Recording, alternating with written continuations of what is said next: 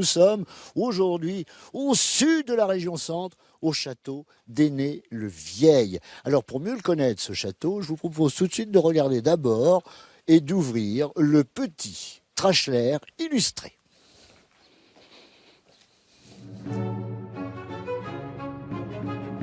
Derrière cette enceinte féodale se niche un superbe château, Ainay-le-Vieil, avec son corps de logis en équerre et surtout ses douves et ses jardins d'eau en forme carrée, caractéristiques de la Renaissance. Des jardins que l'on doit à Charles de Bigny, à l'époque l'équivalent du ministre des Transports du roi. Le seigneur de Bigny, homme cultivé, humaniste et de goût, crée son jardin. Et donc certainement en face du château, légèrement décalé par rapport au château, en face des deux pavillons Renaissance, il crée un jardin d'agrément avec des fleurs, des essences, on ne sait pas quoi. Nous sommes ici dans le Grand Carré en Lille, parce que l'île était une symbolique, vous savez, l'endroit inaccessible, mirifique, où on trouve tous les bonheurs, toutes les douceurs de l'amour, du plaisir et de tout. Il fallait se le mériter en traversant l'eau. Louis XII apporte d'Italie le goût des jardins et des orangeries. Une chambre et une cheminée lui sont dédiées. Ainay, c'est aussi cette somptueuse chapelle de 1525. Elle a été édifiée par Claude et son fils Charles de Bigny, à ma gauche, et leurs épouses, Jacqueline de l'Hôpital et Jeanne de la Gorse. Décorée avec quelques petites surprises. Le plafond à caisson, qui est un pur joyau de la Renaissance, où on voit au centre le globe terrestre tenu par la main de Dieu, qui tourne sur lui-même, et le sens est indiqué par les palmes qui sont inclinées par le vent. Ce qui était quand même assez incroyable, parce que Galilée, avec cette découverte, ça n'a pas du tout plu à l'Église, et l'Église le condamne, mais son ancêtre lui rend hommage dans un lieu sacré, cette chapelle. Dernière curiosité, le château est resté dans la même famille depuis 600 ans, hérité de mère en fille. Merci à Mélanie Trashler pour ce portrait du château d'Ainay-le-Vieil. On va retrouver notre premier invité, il s'agit d'Hervé Borne. Merci Hervé de nous accueillir. Vous êtes l'un des propriétaires de ce château. On va expliquer pourquoi tout à l'heure, mais on va faire le tour, puisque dans notre promenade en Renaissance, comme principalement tous les châteaux de cette époque-là, l'époque médiévale, ont eu leur période de Renaissance. Exactement. Alors, quand on regarde cette cour intérieure, c'est vrai, on ressent, et on va voir des images d'ailleurs de drones qui vont nous montrer que c'est un château médiéval avec les douves qui sont autour, mais ce qu'on ne pouvait pas imaginer, c'est qu'à l'intérieur, il y a la touche de la Renaissance qui se trouve là, et Guillaume qui va nous montrer ce corps de logis. Voilà. Donc on découvre, dès qu'on rentre dans la cour, on découvre ce corps de logis qui est littéralement posé sur les remparts. Donc de l'extérieur, on ne peut pas le soupçonner. Et quand on rentre à l'intérieur de la cour, on est face à un château Renaissance en fait. Alors, c'est un château de famille ? Exactement. C'est plus une maison de famille en fait. Le château appartient à la même famille depuis plus de 500 ans. Incroyable. Et a toujours été habité. Et encore habité. Et on y passe du temps. Et les pièces sont habitées. Et les visiteurs sont contents de voir ça. Parce qu'en fait, on ressent une vraie âme. Oui, alors, c'est pas un musée. On va découvrir tout au long de ce rendez-vous ici à Ainay-le-Vieil qu'il y a une succession de rendez-vous avec l'histoire de France, avec cette famille. Exactement. C'est vraiment l'histoire du château est liée vraiment à l'histoire de France. Ça commence par Marie-Antoinette. Oui. Dont quelqu'un de la famille a été la nounou des enfants royaux. Et on a le porte-bonheur de Marie-Antoinette que vous verrez. Exactement. Il y a la famille Colbert, donc le ministre, les généraux d'Empire. Et il y a aussi, avant, il y avait Louis XII et Anne de Bretagne qui ont séjourné ici. Et le château appartenait à Jacques Coeur. D'accord. Jacques Coeur, bien connu dans la région, bien entendu. Alors, je disais maison de famille, maison, mais pas seulement, parce que vous avez décidé aussi de le faire connaître au public, de développer toutes ces activités, le partager. On trouvait que... et vous le faites très bien. Voilà, vous le faites très bien. Il a été ouvert au public il y a une cinquantaine d'années. Et maintenant, maintenant que c'est nous qui tenons les rênes de ce château, on a décidé de encore plus l'ouvrir. D'accord. Donc voilà, il va y avoir des chambres d'hôtes à l'intérieur, il va y avoir des gîtes dans le parc, un restaurant. Ça donne vraiment envie de venir à Ainay-le-Vieil, tout ça. Moi, ce que je propose, parce que là, on est à l'intérieur du château. On vous attend tous. Mais Ainay-le-Vieil n'est pas forcément qu'un château, il y a aussi les jardins, et on va y retrouver quelqu'un, on l'a rencontré cet après-midi, que vous connaissez bien, mais je ne dis rien, regardez plutôt. totalement enivré par les couleurs, par les senteurs. Marisol de la Tour d'Auvergne, merci de nous inviter dans votre jardin secret, car je sais que pour vous, c'est plein de secrets, de choses, d'histoires, d'aventures. Et pourtant, il est ouvert au public, on peut le visiter. C'est un jardin remarquable. Il est gigantesque. Et si vous venez le découvrir en dehors du château, c'est gigantesque. C'est combien d'hectares? 2 hectares? 2 hectares de jardin. Voilà. Et ces chartreuses, qui sont des structures architecturales qui étaient faites pour la production des fruits, nous les avons transformées en galeries de l'art des jardins. Donc dans chacune de ces 5 chartreuses, vous avez des thèmes différents. Et nous sommes ici dans la 5e chartreuse qui présente l'art de Le Nôtre. Donc c'est une inspiration des jardins de Le Nôtre avec ce grand treillage. Absolument.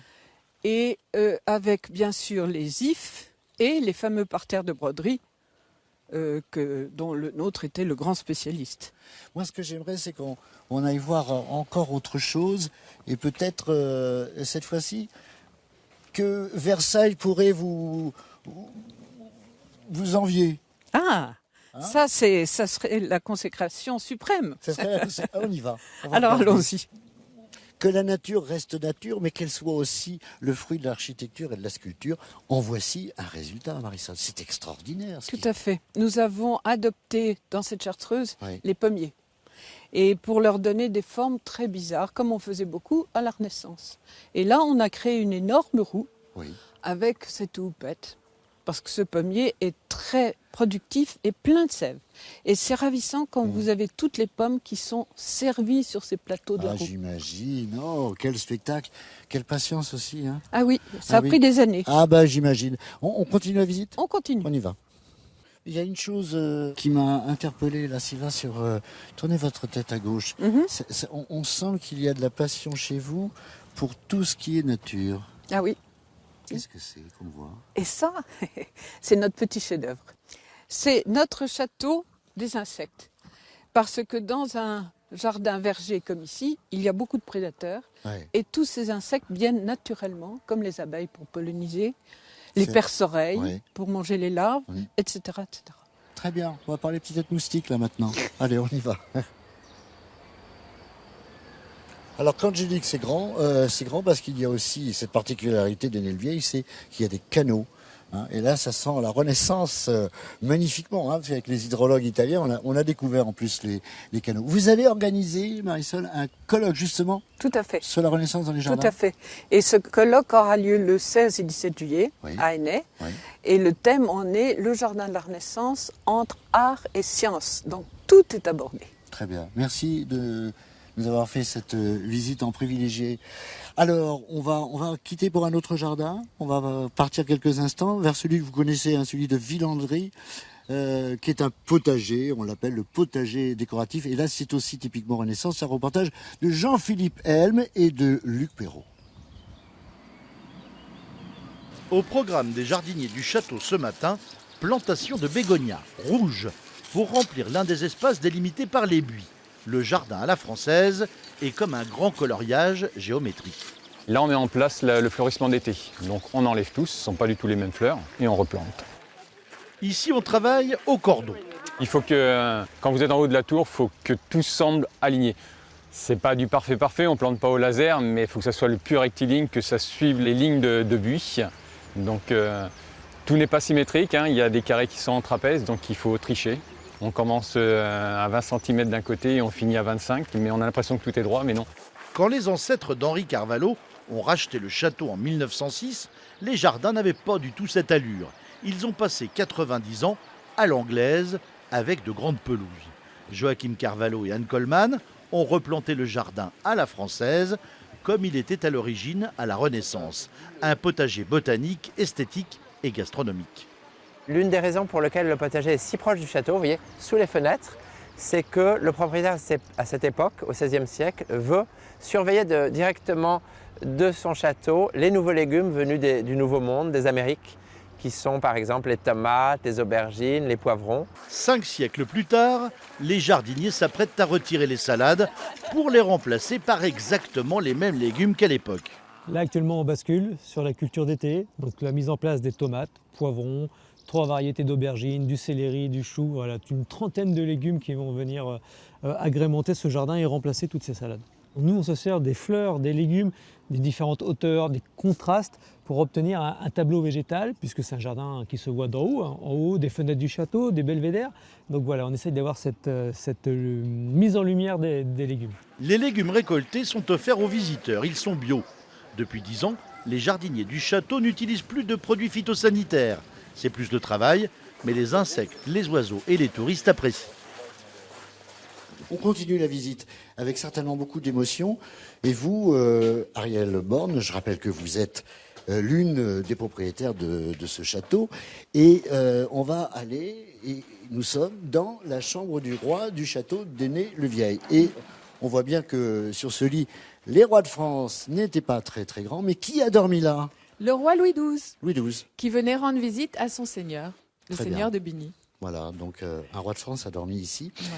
Alors, quand je disais, et on en parlait avec votre mari tout à l'heure, Hervé, que cette relation entre votre famille, les rois de France, l'empereur, est importante, cette vitrine-là, parce que la pièce est visitable, est très impressionnante au niveau de l'histoire, au niveau de votre propre famille, parce que sur cette cape, sur ce manteau, il y a une trace de sang. Absolument. C'est celle du général Édouard de Colbert, qui a participé à la charge de Waterloo et qui, la veille même de cette charge, a été blessé au bras.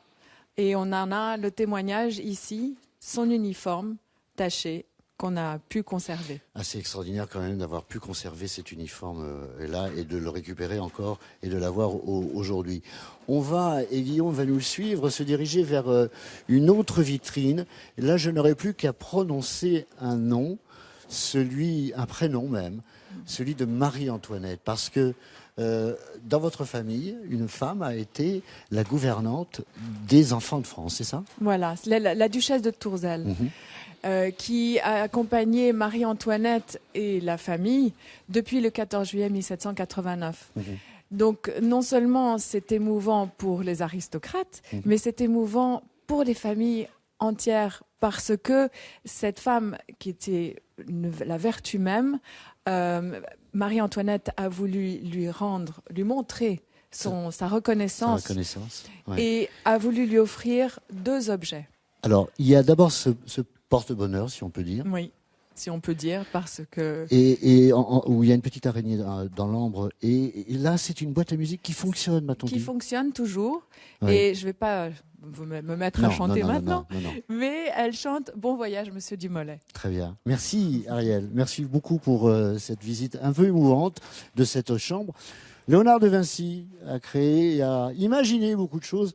Et entre autres, le pont pivotant. On regarde. Si ces touristes peuvent s'offrir une balade sur l'île, c'est grâce à Léonard. Raccourci, certes, mais de Vinci a tout de même créé le premier pont pivotant de l'histoire.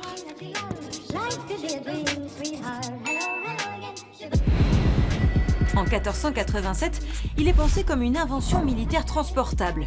L'ingénieur cherche à aider les soldats qui doivent traverser toutes les eaux qui bloquent leur passage. L'unique travée de ce pont est fixé à l'une des berges par un pivot central et vertical qui lui permet de tourner à 90 degrés, le tout grâce à un système de cordes, de poulies et d'enrouleurs sur lesquels tirer. Le pylône joue le rôle de point d'équilibre comme sur une balance. Un caisson de pierre juste en dessous sert de contrepoids de manière à empêcher toute la structure de céder à l'avant lorsqu'il est ouvert. L'avantage, c'est avant tout sa rapidité d'ouverture et de fermeture. Cela fait de lui un obstacle efficace pour arrêter une avancée ennemie. Une manière de séduire les princes guerriers de l'époque, desquels Léonard de Vinci voulait se rapprocher. Alors je serais tenté de vous dire, venez découvrir cette petite merveille, ce bijou de château médiéval et Renaissance, bien entendu, puisque nous sommes dans le 500e anniversaire. Ce château d'Ainay-le-Vieil, dans le sud de la région Centre, dans le sud du Cher. Notez bien papier crayon, s'il vous plaît, avec des rendez-vous avec la Renaissance, Orléans et la Loire au XVIe siècle. Dépêchez-vous, c'est jusqu'au 23 juin. Il faut s'adresser à la mairie et vous découvrirez ainsi le rôle majeur qu'a eu la Loire, et on s'en doute pourquoi, pendant cette période de la Renaissance. La Renaissance au fil du Loir, cette fois-ci. La visite guidée, empreinte et influence de la Renaissance. Où ça? Eh bien, à Châteaudun. C'est proposé par l'Office du tourisme. À partir de 10 personnes, on se renseigne aussi à l'Office du tourisme. Et puis, allons du côté de Villandry avec un hommage à Jean Breton. Jean Breton était l'un des secrétaires royaux de François Ier, mais aussi l'un des bâtisseurs. Et il a construit ce château de Villandry. Et vous aurez une impression de redécouvrir ce travail avec une modélisation 3D qui vous fera revivre la grande époque justement de ces bâtisseurs. Voilà, c'est la fin de ce journal spécial Renaissance ici à Aîné-le-Vieil.